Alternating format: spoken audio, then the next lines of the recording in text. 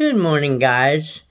Our channel here is getting some interesting topics. Yes.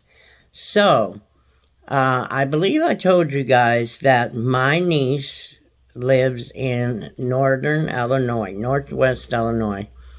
And her husband, he was 44. He had a massive heart attack about 3 weeks ago now, I believe it is. Well, she didn't know he was having a heart attack, but he had chest pains, and so she took him to the urgent care center, and they sent him by ambulance to the hospital. Well, the hospital ended up putting a stent in his heart. Well, that didn't work. By the time he got back to ICU, a couple hours later, the stent broke. So they ended up, the hospital was not big enough to do anything further for him, supposedly. So they had to take him to a hospital that was 2.5 hours away. Now, I think I told you guys that part. I'm not sure.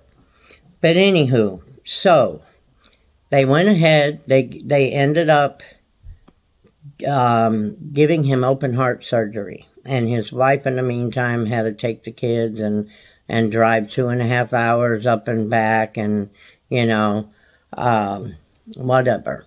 So, but what happened is during the surgery, which I didn't expect him to have to get open heart surgery. I mean, 44 years old, I was running around, But,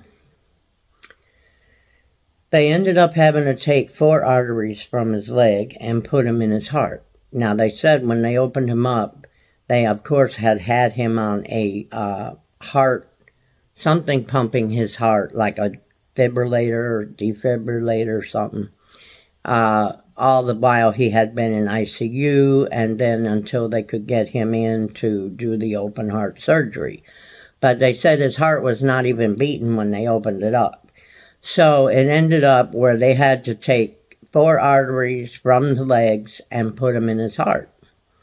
Okay, so he went to recovery, and they were trying to get him up to walk after he got out of recovery and, the usual stuff they do.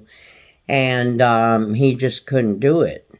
And yesterday, they called my niece and they said, the doctor wants to talk to you. Can you come in? So she went in. She drove her 2.5 hours as she had just come back home. And so she drove her 2.5 hours and got there, and they told her that his heart was still not beating correctly. So I don't know why they did this, but they decided to send him home with a life vest. I said, what the heck is a life vest? I mean, all right. So I did a lot of research on it, what have you. And so she called me this morning. She's beside herself. She's like, I don't know what to do. I don't know how this thing works. They sent him home with this thing. He can't do anything for himself. It is a dang shame that when you're on Medicare or Medicaid, they are going to use the least amount of things that they have to just to get you by, hopefully. And I just, it just pisses me off, is what it does. Yes, I know some people are going to say, well, we can't support everybody. No, we can't. But when somebody's in pain, somebody's hurting, or somebody needs medical attention, they should get the same medical attention that somebody else gets, no matter what insurance that they are on. And I don't think people do. I really don't. Because I know a lot of family members. I was on Medicaid as a kid. And back then, I didn't realize whether we were getting good care or not, But I always swore that when I had kids, I was going to work my ass off because my kids were not going to be on that crap. Because I had heard too many horror stories. So it's good for somebody to at least have insurance, but it's not what is normal for people. So I don't know. I don't have any idea. I know a lot of YouTubers who got open heart surgery in the last couple of years. Most of them passed away, except for one that I know of. Okay? And I'm not saying that it was the doctor's fault, the surgery's fault, what have you. But I'm just trying to make a comment that this is a dangerous surgery. You don't give somebody open heart surgery and send them home with somebody who's not a nurse, and you're not going to send a nurse to go check on this person, okay? And they're there with this life vest on that can shock you, by the way, I read, okay? It can shock you because that's what it usually does is if you're having a heart attack or whatever, it gets your heart going again. It shocks you to get your heart going. But they malfunction sometimes, like any machine, right? So my niece is worried. She's nervous. She's overwhelmed, And so I told her, I said, if something happens, the least little bit of thing, call the ambulance. Do not try to put him in your car and take him to the hospital. Call the ambulance. Have them take him to the closest hospital. And then when everything gets calmed down, you tell them you don't know how to care for him. And until he gets to the point where you can, they need to do something. And either send a nurse over daily or, put him in a rehab. I mean, it just seems to me like luckily the people who had open heart surgery, I know most of them were on VA. And the VA people, they do put you in rehab. I mean, they do put you in rehab from what I understand. So, and one of the ladies who's a YouTuber, her name is Lava Lindy. You should check her channel out. She's awesome. She went through it not too long ago, and yes, they put her in rehab. And I believe that's why now she feels so, she feels decent. She's even out in her van living again, And this hasn't been that long ago. But they have to have the aftercare. So before care, after care, pain, heart attack, it don't matter. If you have an infection in your toe, I don't care if you have the biggest insurance company there is in the world or you have Medicaid or Medicare, you should still get the right amount of care. And under no circumstances should your family have to drive 2.5 hours away to a hospital to come visit you or to stay with you while you're sick. Oh, by the way, this hospital would not let her stay there. And it was in a terrible area. And here she was with her 18-year-old daughter going down there trying to stay with him, and they said, no, we don't let nobody stay overnight in this hospital. I said, yeah, because it's a bad neighborhood. They don't know. You may go crazy in the hospital or something, And, but yeah, it was 2.5 hours one way. And she had a hospital right down the street, and I know the hospital. And right now, way before, when I was in Chicago in 84, I think I was still there in 84, that hospital did open heart surgery. And now it's even bigger. Okay? So I'm not sure what the problem was. Okay? It's a bigger hospital. It does all kinds of stuff there. So somebody explained to me, right? That's what I told her. Somebody would need to explain to me why they would have to take him to a hospital 2.5 hours away. Don't make sense. And since he had a heart attack anyway, yeah, they can stabilize him maybe till he gets there, but you don't know. I mean, and they didn't take him on no helicopter. They took him in an ambulance.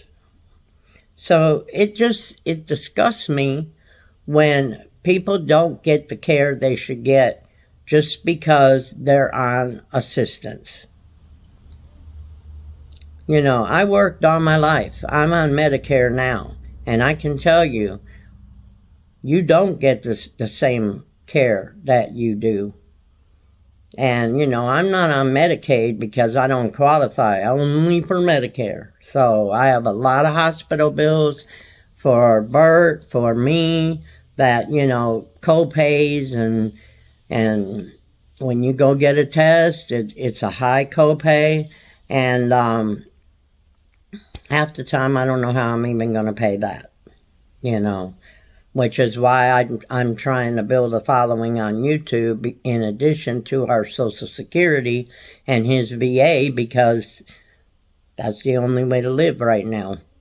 But, so it's bad enough for us. But I have a bitchy attitude, and I'm going to make sure that mine are taken care of, and one way or another. But a lot of people are afraid to speak up for themselves or what have you, and you can't be that way. I mean, there is absolutely no reason to treat a human being different because they're on assistance of some kind, especially Social Security, especially. But they do.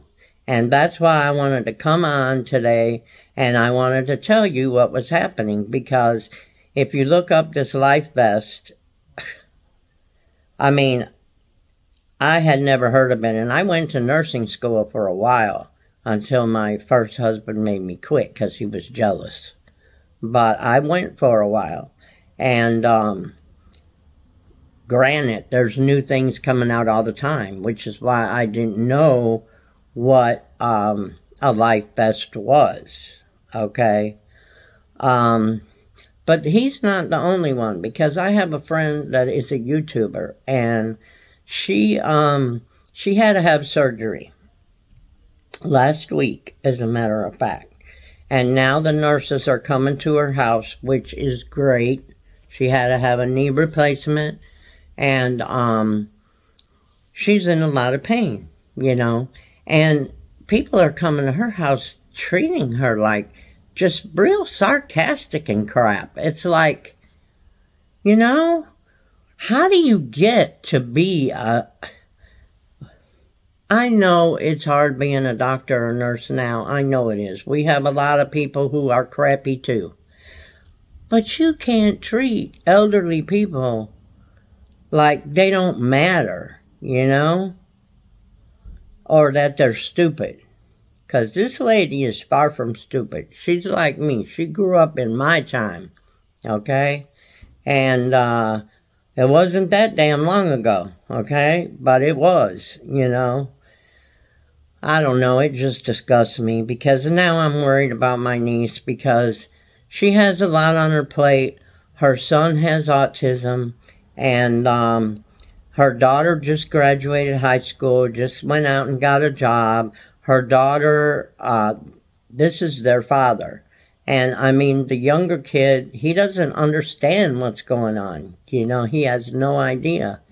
And the daughter, she's very depressed about it, and she don't know what's going to happen. And I hope everything works out great. But I did tell her, and I'm telling you guys, if you think you ain't getting the care that you're supposed to get, you need to complain. And you need to complain loud to somebody, because too many people, including my cousin who had 3 strokes, I told you guys that story where the nursing home lady threw the dirty diaper in her face. Takes a lot of damn heart to do that shit to somebody who can't walk or see, huh? But, you know, this is just, it all just came, it's coming out of me today because I'm hearing this shit constantly, you know. And it's like, I know we have a shortage of doctors. We have a shortage of nurses. We have a shortage of good doctors for sure. But, and I know Medicaid don't pay crap. They don't pay crap to these doctors. So they ought to be ashamed of themselves too. But, you know, we got people who are out there and they're getting it for no reason and they could work, you know. And who am I to say they can work? You know, I'm just saying some people. But, I don't know. It's hard. It's hard as you get older. And, you know, this is an over 50 channel. And I'm sure a lot of people who watch it are probably over 50. Some of the younger people, you know, I'm not mad at you or anything. I'm just saying, we all get older. We all have disabilities. We all, we're not all perfect. We're not all perfect. But a lot of times, the elderly are treated like they're dumb, stupid, and they don't care what happens to them. And it just gripes me to no end. So my conclusion to this is, just make sure you get the care you deserve. And if you don't think so, find another doctor. Don't be afraid to change. Don't be afraid to change. That's me. I like to stay with the same doctor. You don't never know. But, you know, sometimes you can't do that. Sometimes you're better off getting a second opinion. So, it's all up to you guys. But everybody needs to write letters and they need to demand better care, no matter what insurance you get. But I love you guys. We'll see you on the next one. Let's see what comes up next. Bye.